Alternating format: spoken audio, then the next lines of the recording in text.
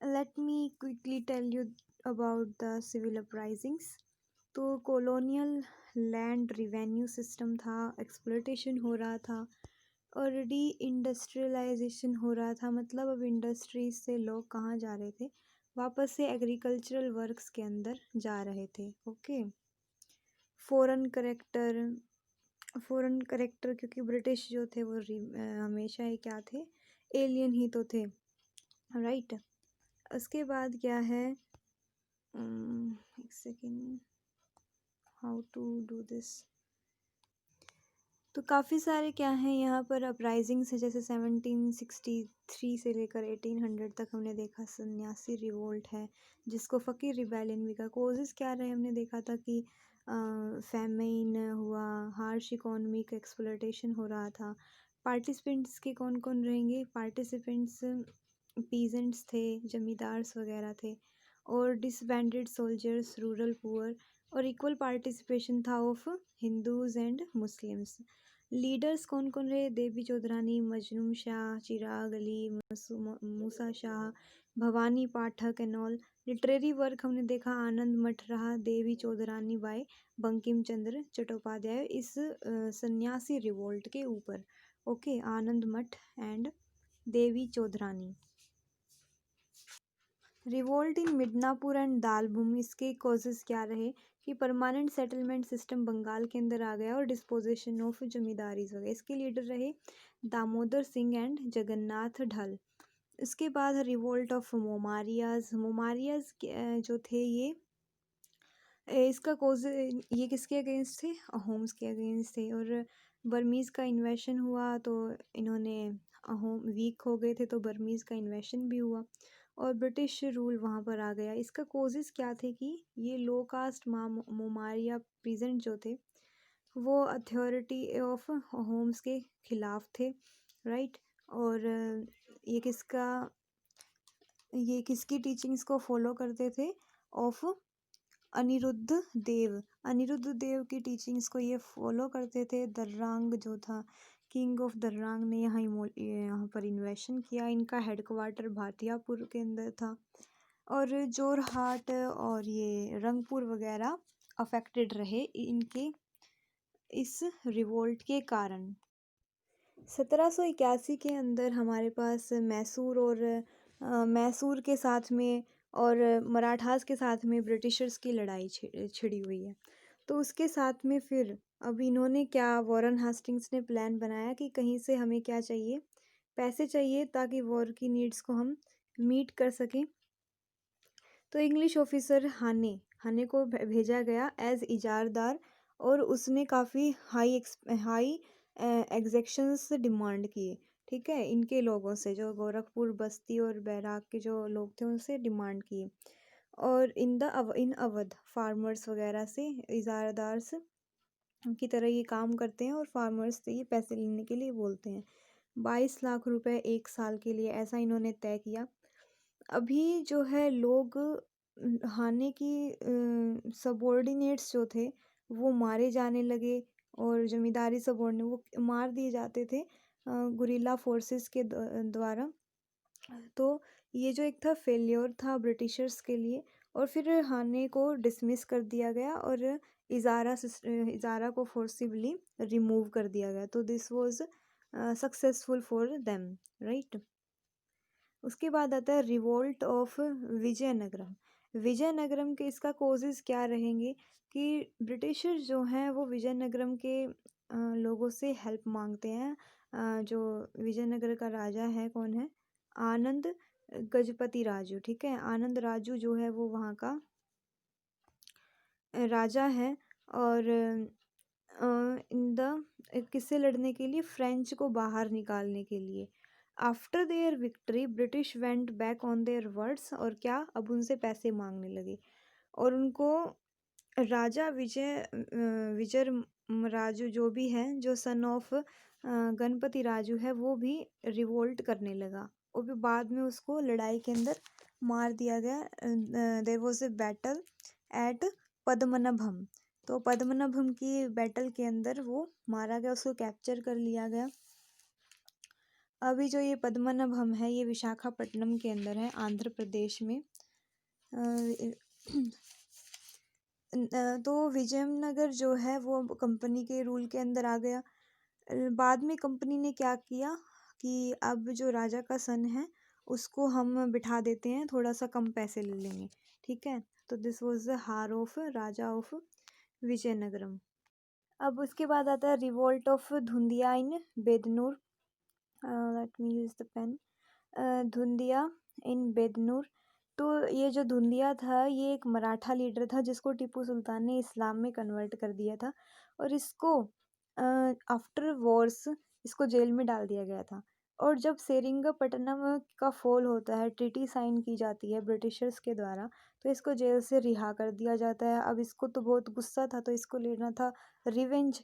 उसके बाद इसने 1799 के अंदर काफ़ी बड़ी फोर्स के साथ इकट्ठा किया कहीं कहीं से, और प्रिंसेस वगैरह को इकट्ठा किया। उसकी लीडरशिप में उन्होंने ब्रिटिशर्स का सामना किया, लेकिन वो मारा गया 1800 के अंदर under British forces under Wellesley in 1800, right. सिंहम पजस्सी राजा होता है जिसको लायन ऑफ केरला भी बोला जाता है, तो वो इसको लीड करता है, रेजिस्टेंस ऑफ हिम। तो ये रिवोल्ट करता है, वो पीजेंट्स जो है वो रिवोल्ट कर देते हैं क्योंकि टैक्स ज़्यादा हो जाता है, तो मास रेजिस्टेंस होता है पीजेंट्स का अंडर हिज लीडरशिप। अब ये होता क्यों है, क्योंकि जो ब्रिटिश पैरामाउंटसी का कंट्रोल ओवर कोट्याम, और ये क्यों होता है, ये होता है क्योंकि उन ब्रिटिश मैसूर वॉर होता है, एंग्लो मैसूर वॉर होता है जो थर्ड, तो उसके कारण कोट्याम के ऊपर उनको एक्सटेंशन मिल जाता है, राइट। थर्ड एंग्लो मैसूर में वॉर के अंदर मैसूर हार जाता है और फिर कोट्याम के ऊपर उनको मिल जाता है। लेकिन 1790 का जो ट्रीटी होता है, एग्रीमेंट होता है, उसको वॉयलेट कर रहे होते हैं वो कोट्याम के ऊपर जा कर के, ठीक है, क्योंकि उन्होंने इंडिपेंडेंस रिकॉग्नाइज किया था ऑफ कोट्याम, लेकिन नहीं मान रहे होते हैं, वो अपनी आदत से मजबूर हैं। तो ऐसी फिर लड़ाई होती है, लेकिन 1797 के अंदर वो ट्रीटी साइन कर लेते हैं, एक पीस ट्रीटी।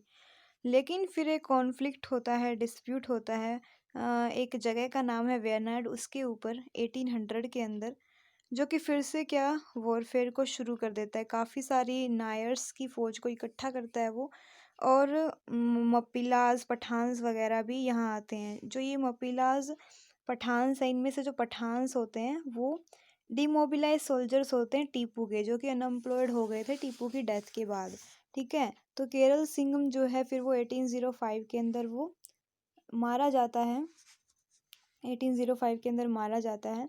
इन्हें गन फाइट एट मविला टोडू में, जो कि अभी केरला कर्नाटक बॉर्डर पर है। तो इस तरह से ये इसकी कहानी ख़त्म हो जाती है। फिर आता है सिविल रिबेलियन इन अवध। अब वजीर अली खान होता है फोर्थ नवाब ऑफ अवध, ठीक है। वजीर अली खान है फोर्थ, इसको मजाकरे ऑफ बनारस बाय वजीर अली भी बोला जाता है। क्यों? क्योंकि ये कई सारे जो इंग्लिश ऑफिसर्स होते हैं, रेजिडेंट होता है पहले तो एक British resident George Frederick Cherry, उसको मार दिया जाता है लंच पर बुला करके। फिर बाद में दो दूसरे यूरोपियंस को भी वजीर अली के गार्ड जो है वो मार देते हैं। और ये सारा जो इंसिडेंट है, इसीलिए इसको मजाकरे ऑफ बनारस भी बोला जाता है। अब ब्रिटिश जो होते हैं वो क्या कहते हैं, सादत अली खान को वहाँ का नवाब बना देते हैं, क्योंकि उनको हमेशा अपना एक वफादार चाहिए होता है, तो सादत अली खान को वो बना देते हैं, जो कि वज़ीर अली खान का अंकल होता है। अभी जो है आर्थर वेस्ले के अंदर जो ये क्या नाम है इसका, वज़ीर अली जो है ये भाग जाता है। अब लड़ाई के दौरान ये जयपुर चला जाता है। अब जयपुर का राजा इसको पनाह दे देता है। फिर आर्थर वेल्सले उससे रिक्वेस्ट करता है जयपुर के राजा को, इसको छोड़ो, लेकिन वो एक शर्त पर छोड़ते हैं कि इसको तेल में नहीं डाला जाएगा, यानी कि तेल में तला नहीं जाएगा या फांसी पर नहीं टांगा जाएगा। फिर उसके बाद 1799 के अंदर, दिसंबर 1799 के अंदर उसको छोड़ दिया जाता है और उसको फोर्ट विलियम में कन्फाइन कर दिया जाता है, जो कि कलकत्ता के अंदर है। फिर उसके बाद आता है uprisings in Ganjam and Gumsur. Ganjam and Gumsur जो कि नॉर्दर्न सिरका के अंदर गंजम है, एडजॉइनिंग रीजन्स के अंदर रिवोल्ट होता है। स्त्रीकारा भंज और उसका जो सन होता है धनंजय भंज, जमींदार्स ऑफ गुमसुर, ये सारे के सारे इस लड़ाई के अंदर आते हैं। स्नोड ग्रास जो कि एक ओप्रेसिव और करप्ट कलेक्टर होता है, उसको रिप्लेस कर दिया जाता है। ठीक है। स्त्रीकारा जो है उसको उसके बाद उसको जलानी देव विजयनगर का है, और जगन्नाथ देव ये सब कुछ उसको ज्वाइन करते हैं। अभी जगन्नाथ देव को कैप्चर कर लिया जाता है और मसूलीपट्टनम भेज दिया जाता है, लेकिन जो इंग्लिश हैं वो कई सारे डिस्ट्रिक्ट जो हैं उनको असाइन कर लेता है, जो स्त्रीकारा भंज के डिस्ट्रिक्ट है उनको। और 1807 के अंदर धनंजय भंज वो अपने पापा को बोलता है कि आप जो है स्टेट को छोड़ दीजिए। धनंजय रिबेल करता है अगेंस्ट इंग्लिश, लेकिन फोर्स टू सरेंडर इन जनवरी 1815। स्त्रीकारा जो है जो गंजम से आता है, वो रीअपॉइंटेड एज द जमींदार in the compromise with the government, और वो एस्टेट्स को 1890 से 1830 तक मैनेज भी करता है, लेकिन वो नहीं कर पाता है उसको अच्छे से, और पे नहीं कर पाता जितने भी पैसे वो मांगते हैं। ब्रिटिशर्स पैसे ही मांगते हैं हर किसी से। तो ब्रिटिश की जो फोर्सेस हैं वो फिर गुमसुर और कोलाइडा में आती है, जब वो दोबारा से रिवेंज लेना चाहता है 1835 के अंदर, और इसने गवर्नमेंट की अथॉरिटी को काफ़ी हद तक कम भी कर देता है वो, लेकिन फिर भी धनंजय जो है वो मारा जाता है इन 1835, और उसके जो फॉलोअर हैं वो कंटिन्यूसली रेजिस्टेंस करते रहते हैं।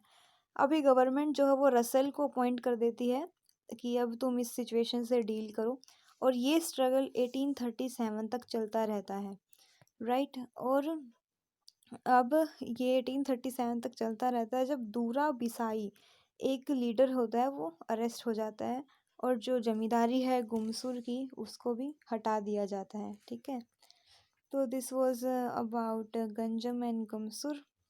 उसके बाद है अपराइजिंग इन पलामऊ।